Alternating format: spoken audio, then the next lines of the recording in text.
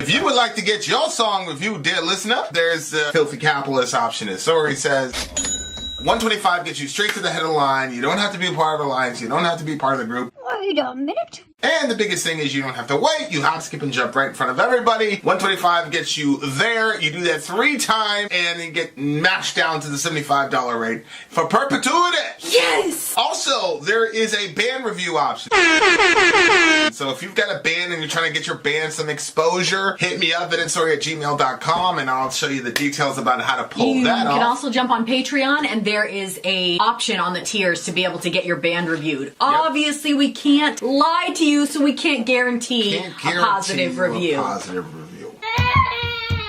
Get what you get. It's just rubbish. Rubbish. Rubbish. That's British for garbage. My favorite is a community option. $1 at the gate gets you in a Patreon. You get to join an alliance. The alliance joins their points together, and that helps determine what songs that we do. The alliances hang out on Discord. Message me on Patreon to get the link. And they do all kinds of other cool things. They do Minecraft, Dungeons and Dragons. Yeah. It's really a community within the community. Anybody can go on the Village, Facebook.com/Vin and Sori. There's 160,000+ people on the channel. What's cool about the Discord is that it offers a real opportunity for community connection, friendship, that type of thing. And it's on Discord, so if you're not a Facebook person, it's for you. You start off at $1. Right. Plus you get exclusives. Sori and I are working on a song.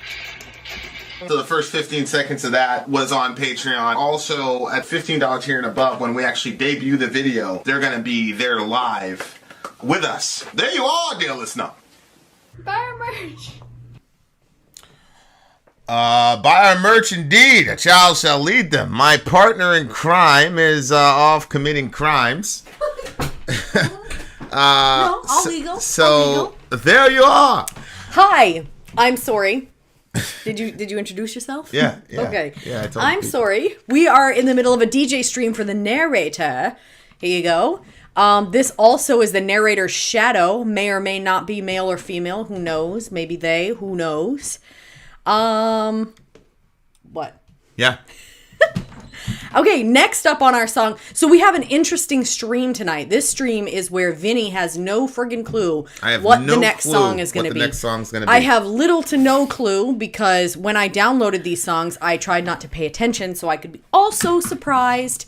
So they're numbered and not named. So I have no idea what's about to go up next. It's just song number 5. If everybody's ready, we're going to dive right in. Songo numero 5. If you want to know how to become a DJ, watch the commercial that just finished.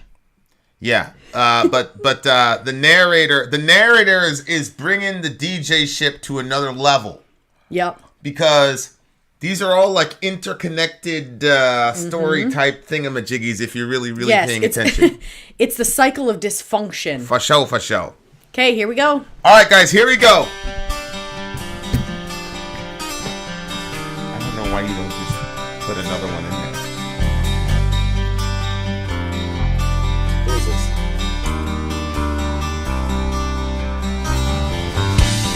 Watch you grow into beautiful. Carry on as I sometimes do. They say it's my face, but I see a mother's magic in everything that's you. And I love the way you always wake me from those fading rerun dreams. I sort of break down following you. You get around so well without me. If I could break ground and build a wall to keep you in this state, so innocent and pure, I build it that way.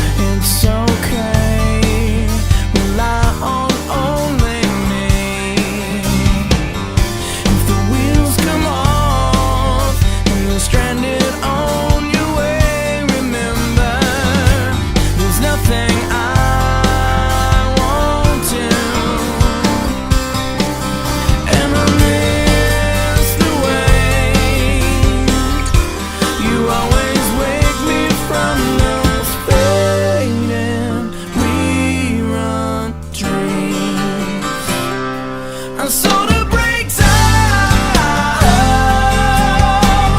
following you.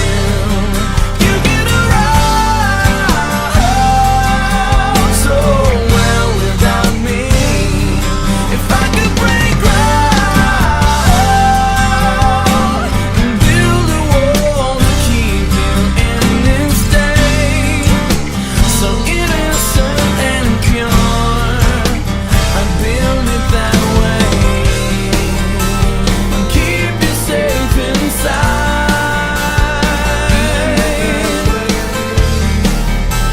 save you from the gradual decline, till the day in life when trust is taken from your heart and mind. Keep it alive in your smile. So it breaks out, following you. You get around so well without me. If I could break ground and build a wall to keep you in this state, so innocent and pure, I build it that way.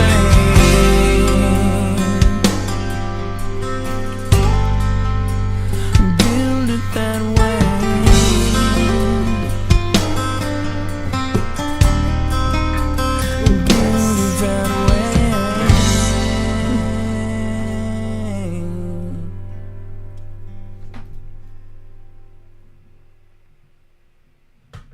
Man, I'll tell you, I am always going to be a sucker for the acoustic sound. Always. Oh, you know, some night if you want to, you could bring the acoustic into the room. That'd be cool. Anyway, this song about a parent and a child? Yeah, that's how I interpreted it. Yeah. For show. Yeah, definitely. Okay. What? Whoa, you look like... I'm looking at your face in here. This was a hard one for you, I guess? Okay. I didn't actually realize it was like a parent-child thing, because when it got to the part where it said, and I miss the way you always wake me from those stagnant rerun dreams. I don't have stagnant dreams. My dreams are always very over the top, but sometimes they are extremely repetitive, especially with a certain few of them. But anytime that I have those same dreams and you're in there, I'm always like, yes, because you always save me from like the repetitive nature or the trauma, I guess you could say, of my own dreams. When you're there, it's always better. Yeah. So if this is about a parent and child relationship, I watched you grow into beautiful. You carry on as I sometimes do. They say it's my face, but I see your mother's magic in everything that you do. Okay, so this is the father speaking. Mm-hmm. Oh, okay. So the kid runs in, jumps on the bed probably, and wakes him up from his dreams. You know, those typical scenes. I did that to you the other day, and I thought it was going to be like one of those cute moments. I carried the kids and I put them all up on Vinny, but he was like super hot. And then after I piled the kids on top of him, then I hugged you and you were like, you were like, I'm so hot. I felt so bad for you. Then I realized it was like all this heat radiating off you. So I moved all the children off. I slowly break down following you. You get around so well without me. Ooh, if I could break ground and build a world to keep you in this state, so innocent and pure, I'd build it that way. Yeah, and I totally, that is extremely relatable to me. You know, I really tried to do that with Selah. You know, when she was born, like try to build a little wall around her to keep her, you know. But that's not real life, and that's not good for them either. So, I mean, that all changed once I started going through a divorce, but because then there was no there was no stopping it. Like one way or the other, they're going to suffer. It's just terrible. And I hope you know when it's critical, it's okay. Rely on me. If the wheels come off and you're stranded on your way, remember there's nothing I won't do. Okay, that line was totally you, because Vinny tells the kids that all the time, especially the girls. Like, never ever refuse to call or skip calling. Is that for you? I didn't ask for it. No, nobody asked for that. Thank you for trying. Did somebody ask for it? No, they just didn't pay attention to what was sent. Okay, just go down and look at the message yourself. You'll see.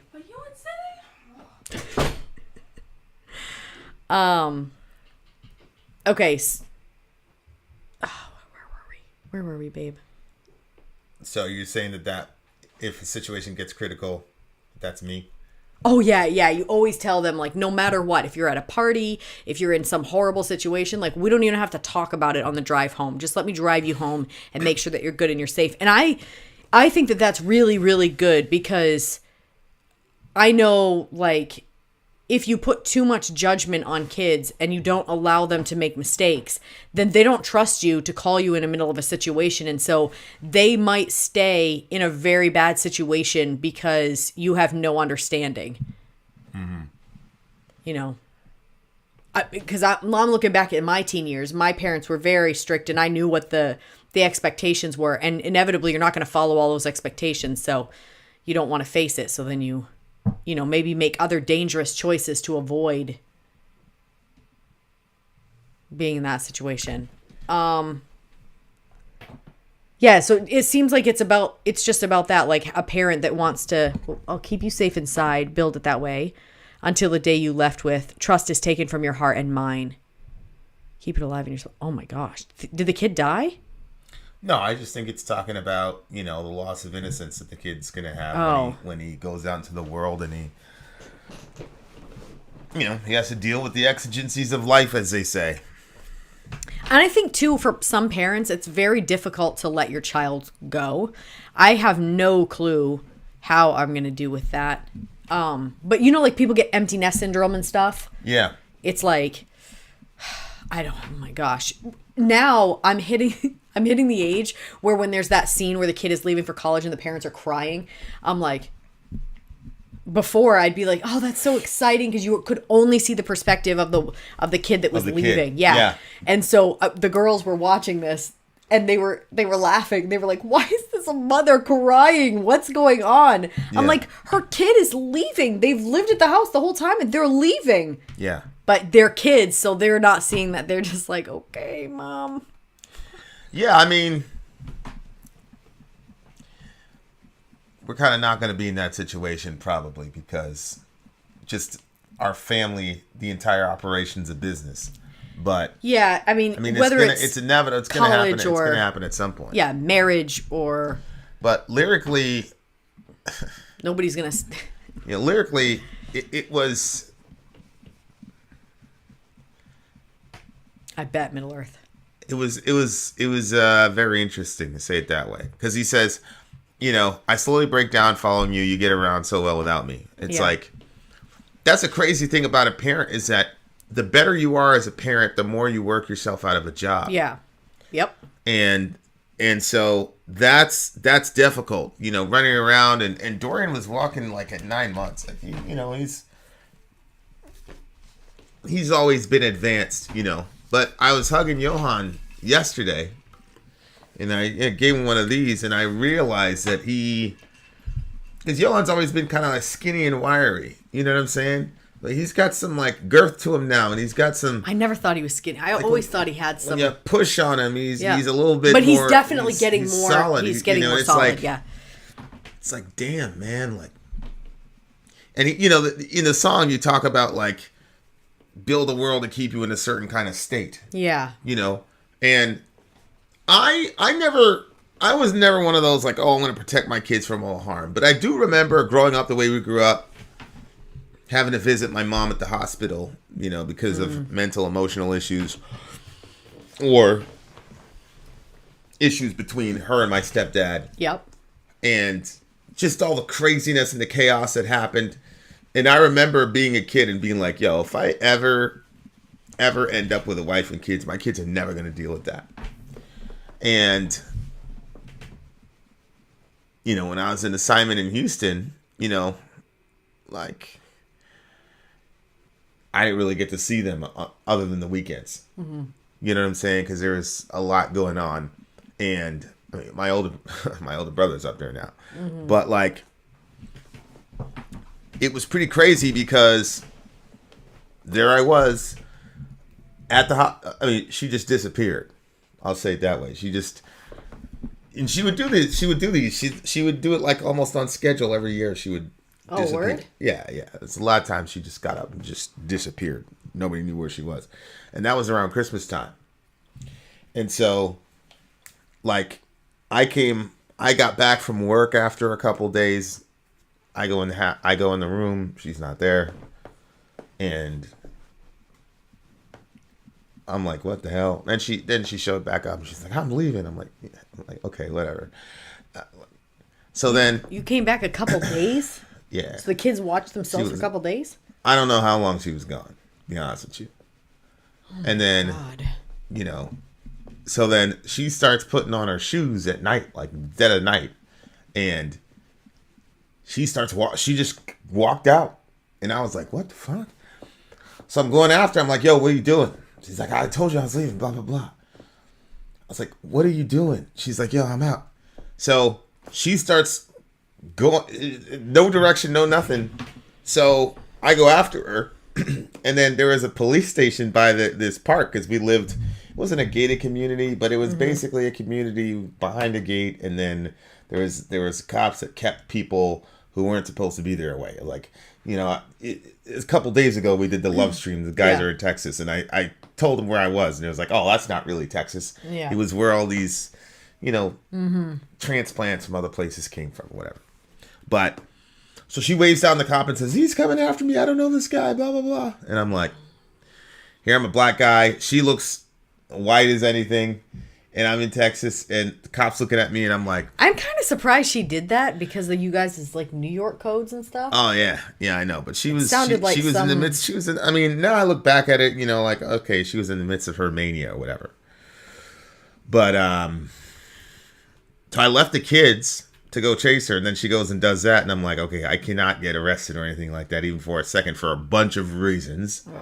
Because I bet. You know, I wasn't going to, you know, it's not like I could say, hey guys, listen, you know what I'm saying? Mm-hmm. Like I could, you know, so I went back to the house and like, that was the day before Christmas Eve.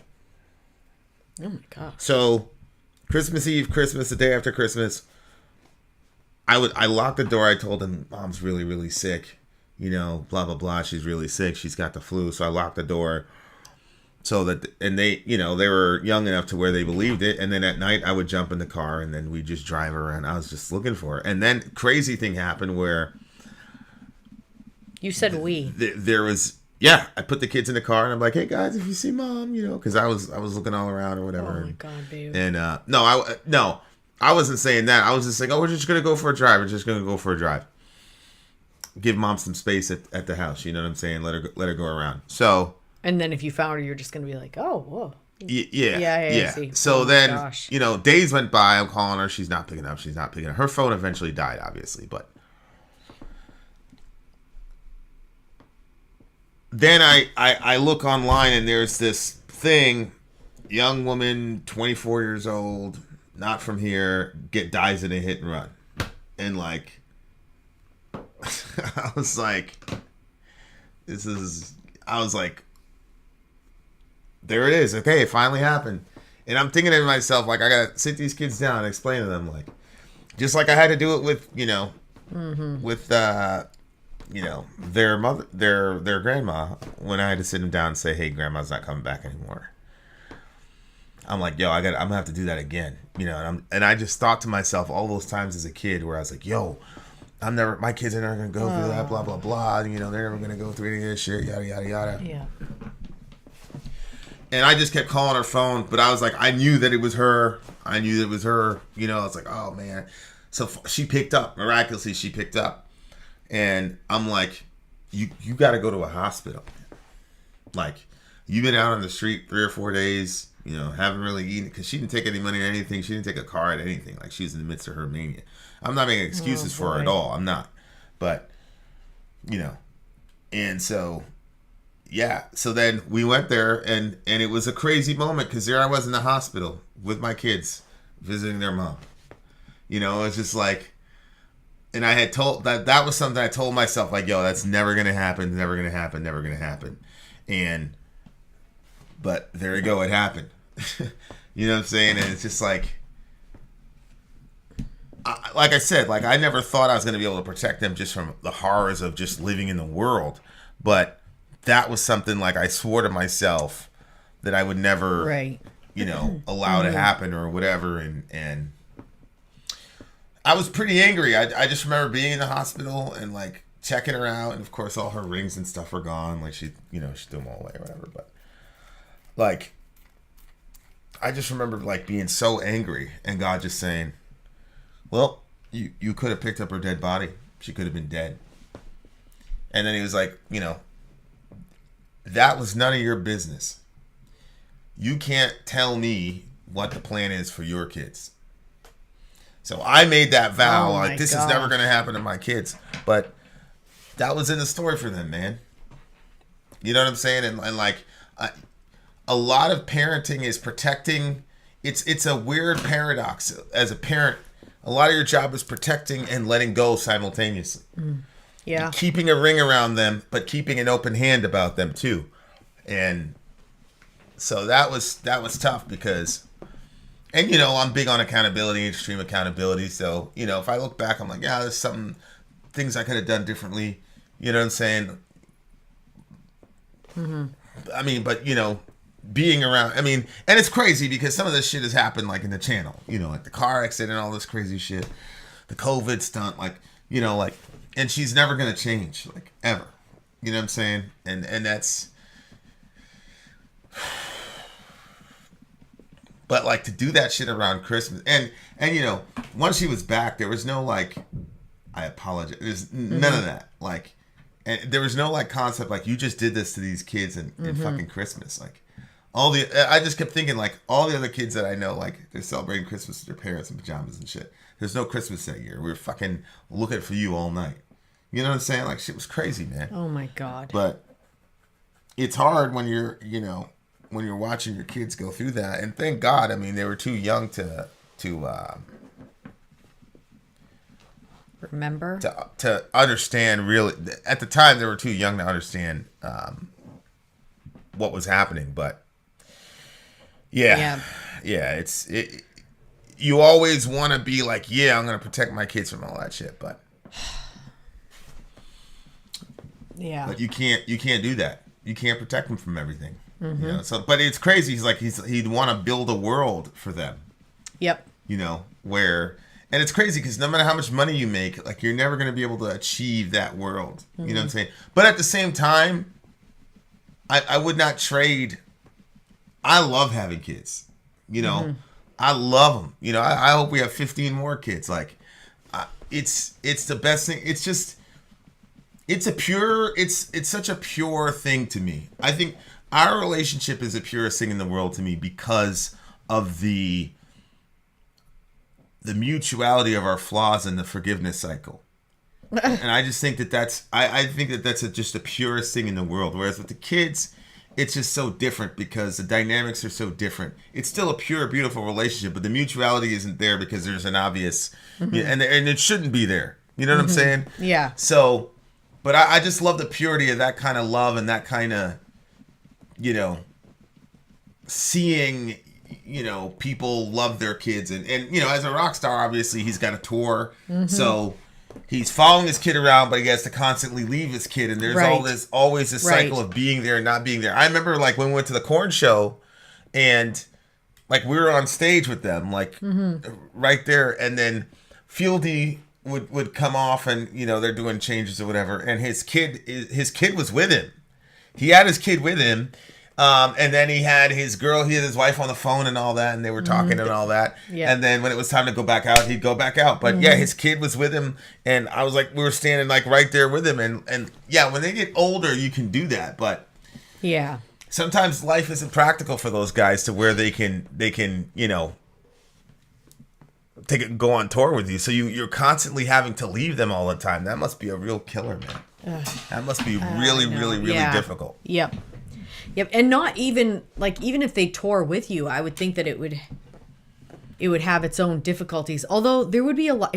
I don't know. I guess it depends on how many kids you had. Because they become all their own little buddies with each other. So. Yeah. And but the song is crazy because again, so you see the progression of had a hard childhood, made him shy. Now he's got an opportunity with a girl. Yep. Then he's kind of come of age and working his ass off, and then boom, you got this bright spot. You got this kid. Yep. You know and then all that goes along with that. So the narrator, I'm following the narrator's journey. I still see he's coming of age now. He's got a kid, and the kid absolutely changed you. And it's so crazy because people are like, oh, I'm not ready to have a kid. Man, it's the best thing in the world. I love it. Really, really good. But definitely a deep song. For sure. What'd you give it? Yeah, I loved it. It was a 9.8 for me. Yeah, it's a 9.8 as well. Pretty same score, babe. Pretty emotional song for me, but shout out to all the moms and dads everywhere. And there you are. Yep. There you are, dear listener. Vin out. Sori out. Gone. Okay. Ladies and gentlemen. You know what? I'm going to pull this up first. Boop. All right. Next up on our list is song number 6. It's not titled. So we're going to go into the commercial right now, and you guys can just hang tight, sit tight, chit chat with each other. We shall return.